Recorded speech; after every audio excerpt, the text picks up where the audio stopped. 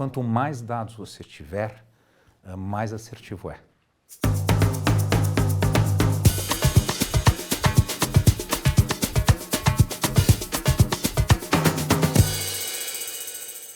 E aí, tudo bem? Essa é mais uma edição do Convida, o nosso bate-papo sobre o mundo dos investimentos.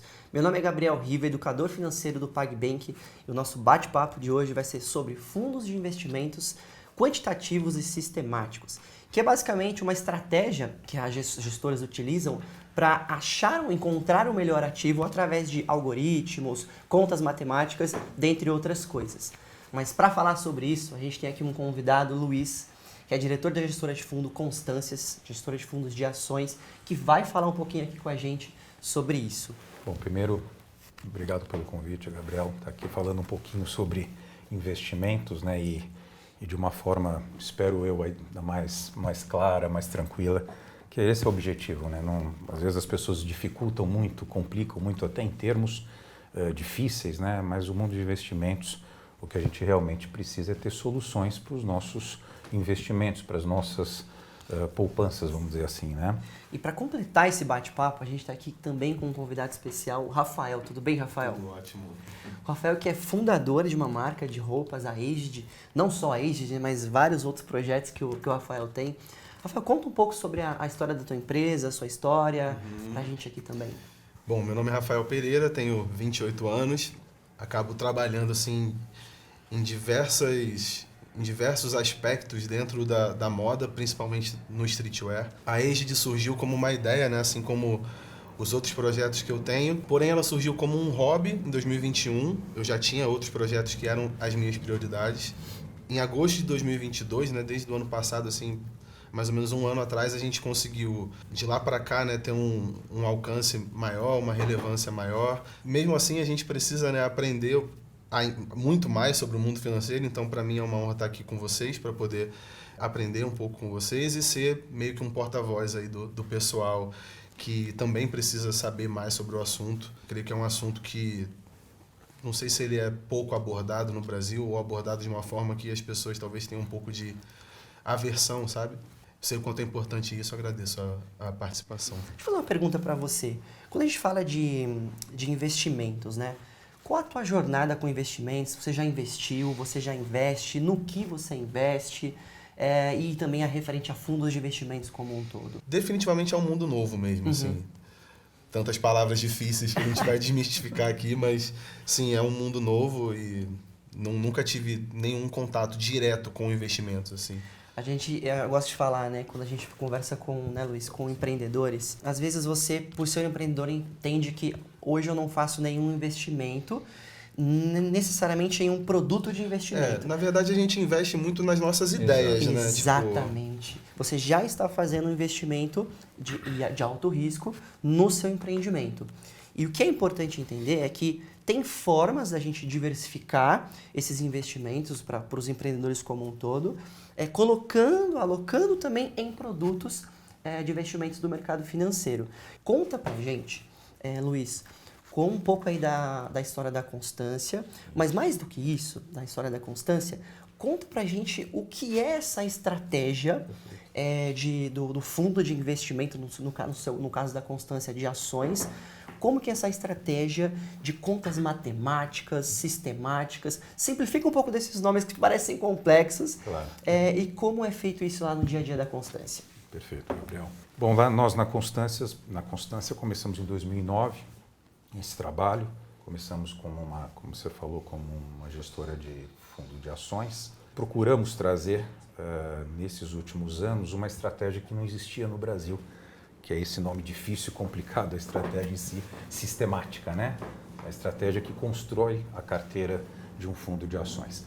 Normalmente você tem nos fundos de ações, como você falou bem, Gabriel, você tem um gestor com analistas que trabalham com esse gestor, eles estudam, né, algumas ações e montam a carteira de um fundo. E por que chama sistemática? A tua pergunta também, é nome estranho, né? Porque você previamente, né, com a tecnologia, você já estabelece 120 contas matemáticas, onde você vai olhar o valor dessas empresas, onde você vai olhar se a empresa tem qualidade ou não. Tem qualidade, por exemplo, se a empresa vai quebrar ou não vai, né? se a receita é boa da empresa, é estável, se o nível de endividamento da empresa está em ordem, não está em demasia. Vai fazer isso para risco, vai ver se a empresa tem alto risco ou baixo risco. Vai fazer isso para o crescimento também da empresa, de receita, de margem. Aí você vai ver também se, lá no nosso caso, a quinta característica é se você tem um momento daquela ação subir no mercado, né, ou do preço cair. Então a gente olha esse mercado mais amplo, que é o mercado brasileiro, não só 15 ou 20 ações, mas mais de 200 todos os dias, com muita tecnologia, o que possibilita uma carteira de um fundo de ações ao final do dia com mais de 100 nomes.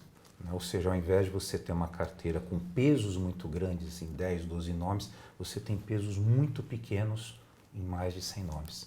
E aí o risco desta carteira para um cliente ele é menor.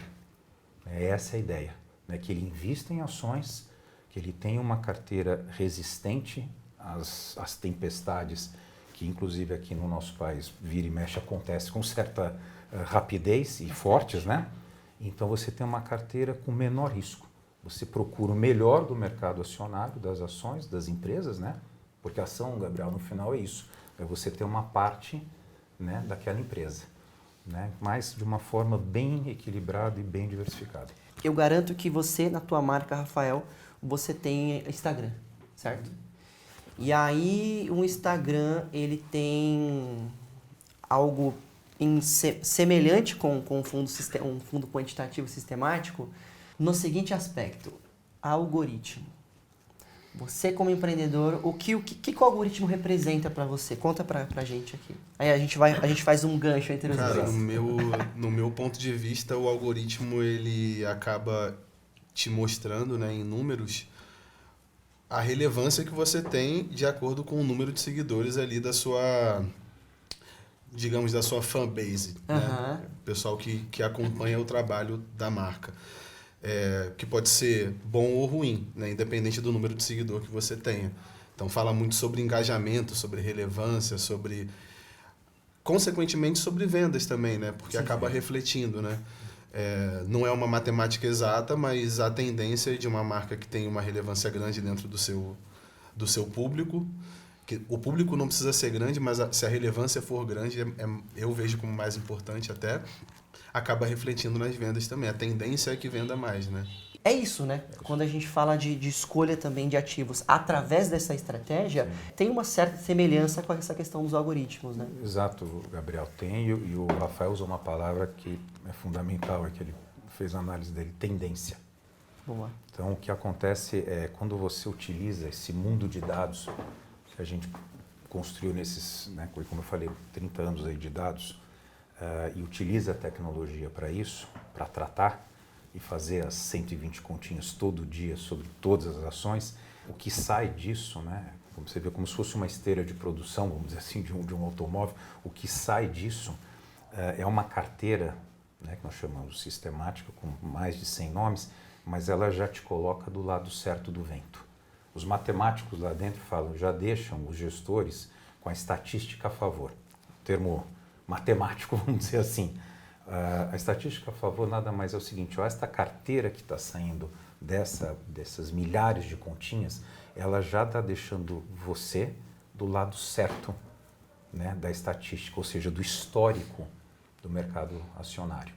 Né? E isso facilita muito o trabalho depois, né? Depois tem o gestor tradicional, discricionário, vamos dizer, o gestor com equipe de gestão, mas ele já recebe um material em que ele tem que fazer uma ou outra sintonia muito fina, no caso do fundo de ações. Né? E ele faz, mas são sintonias muito finas.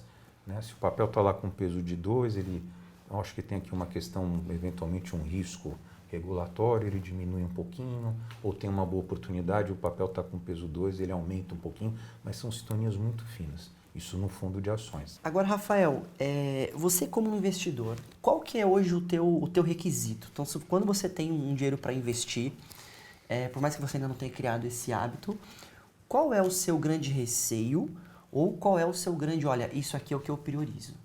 Sim. No meu ponto de vista, eu acabo priorizando o baixo risco. Eu acho que faz mais sentido dentro dos pilares. O baixo risco é o que eu vejo como a prioridade, né? quando eu vou investir. Apesar de que, como eu acabo investindo muito nas minhas ideias, na minha empresa, sempre é incerto, né? Apesar da gente também, da nossa maneira, também a gente traça estratégias, a gente entende o nosso público, independente do projeto que for, e a gente, obviamente, tenta sempre uma matemática incerta, mas a gente tenta ser o mais assertivo possível nos nossos investimentos. Seja em anúncio, seja em novos produtos, em novos materiais, novos tecidos, novas ideias, investir em ideia também. Mas eu acabo por priorizar na minha cabeça automaticamente, eu vou preferir uma proposta ali que tenha menos risco. E, Rafael, no mundo dos investimentos, a gente tem o que a gente chama de tripé dos investimentos, né? Que norteia muito a escolha dos produtos de investimento que as pessoas vão fazer, que é liquidez, risco e rentabilidade. O que você trouxe aqui é muita questão do risco, que você não gosta de tomar risco. Então, eu acho que é legal, né, Luiz, o que ele trouxe. Eu gosto de mitigar risco. E o próprio fundo já traz isso, né? Já atende essa necessidade que o Rafael tem também. Outros podem trazer que o que prefere é liquidez, outros podem falar que preferem a rentabilidade. Sim. E o fundo, ele traz, no conjunto, ele traz esses 3 pontos do tripé de investimentos. Exato, Gabriel. Ele traz a construção dele, por isso que a gente adotou ela. Ela é uma construção que traz realmente um risco dentro dele menor, né? Quando você compara, né, com a média de mercado, um risco menor. Por quê? Para o cliente que está começando a vida em renda variável, em ações, às vezes, você sabe, o mercado chama-se renda variável, né? Ou seja, as ações sobem e descem, sobem e descem. Nesse sobe e desce, quando você tem um produto que na linha do tempo você tem mais consistência, esse cliente ele se sente mais confortável. É um início, é como se ele estivesse entrando numa piscina, colocando o primeiro pé na água. Você tem um jeito, você pode pular, a água pode estar gelada, não é uma pedra de gelo. A outra é você coloca um pé na canela e a água vai subindo. Você vai se acostumando, você vai aprendendo. Então, nesse sentido, o fundo ele dá essa possibilidade daquele cliente que está iniciando a sua vida nas questões de ações a ter efetivamente, ou seja, está em renda variável, está em ações, mas com um caminho sem muitos altos e principalmente sem muitos baixos, sem muitas quedas. Vai subir, vai cair, mas de uma forma mais equilibrada. Essa é a ideia. E se me permite só a questão do Rafael, só talvez uma dica, o tempo. Ele falou que tem 28 anos. E essa é uma questão muito importante na questão de investimentos. Acho que serve aqui para muitas pessoas que podem estar aí nos assistindo, a questão do tempo. Quando você tem 20 e poucos anos, 30 anos, é fundamental, é muito importante você deixar realmente uma parte, como você falou, Gabriel, dedicada ali a ações, a renda variável. Claro, cada um tem, como você falou, a sua necessidade, né? Investimento em empresa direto, economia real, como você falou, ali é o sangue calor, ali o sangue quente, né? Porque é o seu negócio, tem venda, não tem, tem impostos em cima, enfim, a dificuldade do dia a dia, mas deixar naquilo que for possível, que sobre, 10%, 5%, 12%, depende da pessoa. Mas uma coisa a gente pode falar com tranquilidade, e essa é a dica. O tempo é muito importante, né? E graças a Deus é novo, né? Tem muito, além da empresa, dá para fazer isso e deixar uma gordurinha ali nas ações, que quando chegar lá aos 102, ele vai ficar feliz. E, Rafael, para a gente fechar aqui o nosso bate-papo, a pergunta que eu sempre deixo esse bate-papo, ele quebrou essa barreira que a gente, da questão da educação financeira do brasileiro, mas mais do que isso, investimentos também. Total. Qual que é a tua percepção aqui, depois desse bate-papo? Total. Te engajou a começar a investir e até propriamente em um fundo de ação, se for o caso, mas sim, de maneira geral o investimento, te abriu, te norteou? Qual que é o sentimento que fica aqui depois desse nosso bate-papo? Cara, primeiro um aprendizado, né?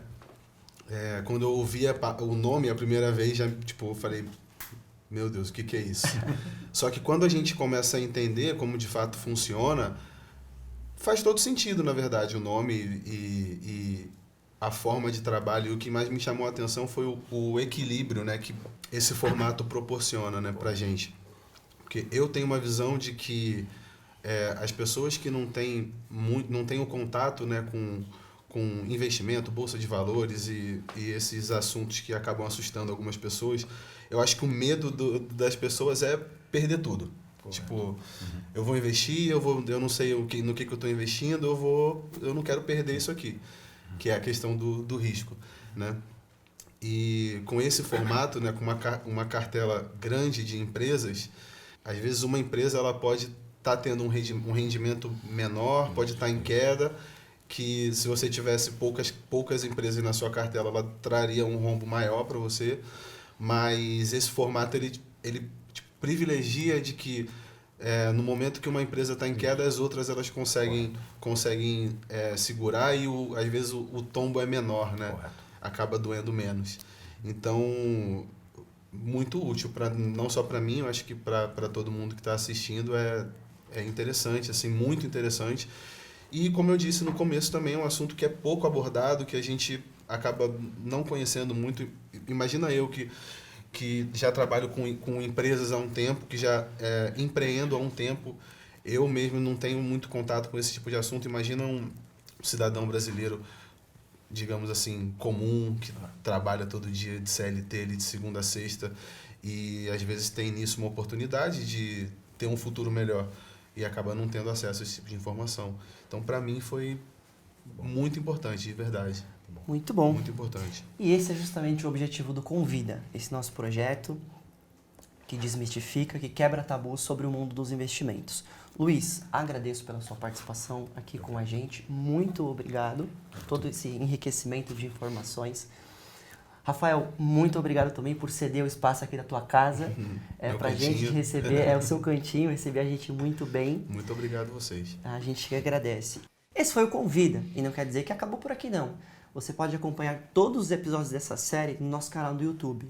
E compartilha com o máximo de pessoas possíveis para ter acesso a esse conteúdo enriquecedor.